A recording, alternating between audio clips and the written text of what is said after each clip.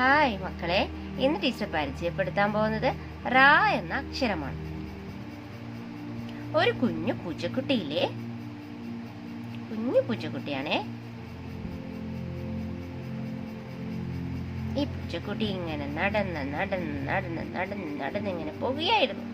അപ്പോഴതാ കാണുന്നൊരു വലിയ പപ്പടം, നല്ല ചന്നുള്ള പപ്പടം കടിച്ചു മുടിച്ചു കഴിച്ചു.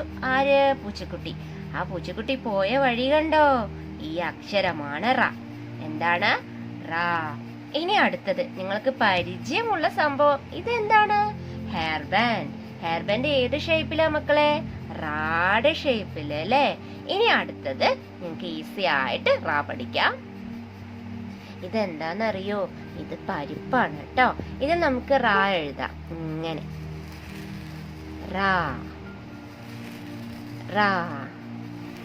പേരൻസ് ശ്രദ്ധിക്കണം, കുട്ടികൾ വിരല് കൊണ്ട് തൊട്ട് തന്നെ ആ അക്ഷരങ്ങൾ മനസ്സിലാക്കിയെടുക്കണം. അങ്ങനെയാവുമ്പോൾ ഒരിക്കലും ആ അക്ഷരം മറന്നു പോവുകയില്ല. ഇതാണ് റാ. റാ. ഇതേതാക്ഷരം? ടീച്ചർ ഒന്ന് പഠിപ്പിച്ച അക്ഷരമാണ് റാ. ഇനി നിങ്ങൾ ഈ അക്ഷരം മറക്കില്ല. ഇനി നമുക്കത് എഴുതി എഴുതി പഠിക്കണം അല്ലേ? 2 വരയ്ക്കുള്ളിൽ ഇങ്ങനെ പുറത്തു പോകാത്ത പോലെ റാ എഴുതി പഠിക്കണം കേട്ടോ. അങ്ങനെ നിങ്ങൾ എഴുതി മിടുക്കരായിട്ട് റാ എന്ന അക്ഷരം മനസ്സിലാക്കി എങ്കിൽ അടുത്ത അക്ഷരം അടുത്ത ക്ലാസ്സിൽ ടീച്ചർ ഇടുന്നതാണ് കേട്ടോ. പാരൻസ് ശ്രദ്ധിക്കേണ്ടത്, അവരെ പഠിപ്പിക്കുമ്പോൾ അവർക്ക് പരിചയമുള്ള എല്ലാ വസ്തുക്കളും റാ ആയിരിക്കണം. എനിക്ക് എക്സാമ്പിളായി കാണിക്കാൻ പറ്റിയത് ഈ ദോശയാണ് കേട്ടോ.